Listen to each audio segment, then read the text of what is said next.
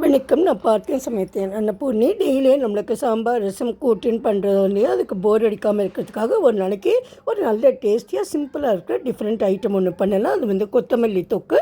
இங்கே தேவையான பொருட்கள் ஒரு கட்டு கொத்தமல்லி, அது தண்டோடு எடுத்துட்டுருக்கேன். இந்த ஸ்ப்ரிங் ஆனியன் தாள், அது ஒயிட் பாகமும் எடுத்துக்கணும், க்ரீன் பாகமும் எடுத்துக்கணும். இங்கே வற்றல் மிளகா, தனியா, புளி, அப்புறம் 3 வெங்காயத்தை கட் பண்ணி வச்சுட்டுருக்கேன். அப்புறம் உப்பு எடுத்துக்கணும். அப்புறம் இந்த வறுத்த வேர்க்கடலை நான் வச்சுட்டுருக்கேன். இது வெள்ளை எள்ளு, அது 2 டேபிள் ஸ்பூன். வறுக்காத வேர்க்கடலையாக இருந்தாலும் எடுத்துக்கலாம். அது அப்புறம் நம்ம வறுத்துக்கணும். இது எல்லாத்தையும் முதல்ல நல்லா 2 ஸ்பூன் எண்ணெய் விட்டு நல்லா வறுத்து எடுத்துக்கலாம்.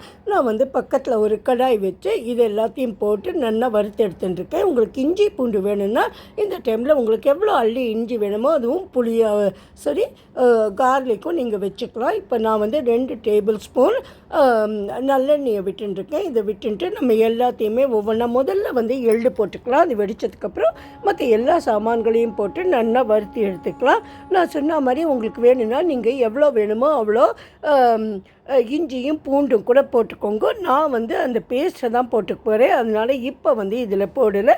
இப்போ இந்த எள்ளு நல்லா வெடிச்சுடுத்து நம்ம எல்லா சாமான்களையும் ஒவ்வொன்றா போட்டுக்கலாம். கேஸை கொஞ்சம் சின்னதாக்கின்ட்டு நம்ம பார்த்துக்கணும், இதெல்லாம் கருகாமல் இருக்கிற மாதிரி நல்லா வறுத்து எடுத்துக்கலாம். இந்த டைமில் உங்களோட வேர்க்கடலை வறுக்காத வேர்க்கடலைன்னா அதையும் போட்டு வறுத்துக்கோங்க. என்னோடது வறுத்த வேர்க்கடலை, அதனால் நான் இங்கே வறுக்கலை.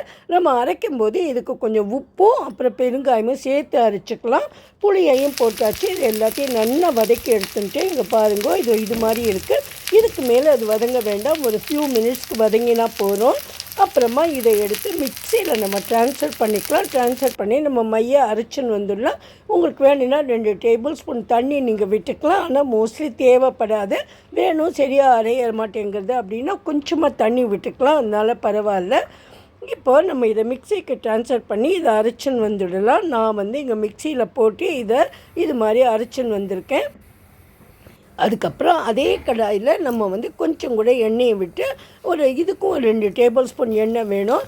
முதல்ல கடுகு, ஜீரகம் இது 2த்தையும் போட்டுக்கலாம். போட்டுட்டு நான் இப்போ என்ன பண்ண போகிறேன்னா அந்த இஞ்சி பேஸ்ட் இருக்கு இல்லையா, அதை போட்டு அந்த பச்சை வாசனை போகிற வரைக்கும் அதையே நல்லா வதக்கிக்க போகிறேன். நீங்கள் அங்கே அரைச்சதுலேயே இருந்ததுன்னா அது கூடயே நீங்கள் போட்டுக்கலாம். பேஸ்ட் போட்டுக்க வேண்டிய அவசியம் இல்லை.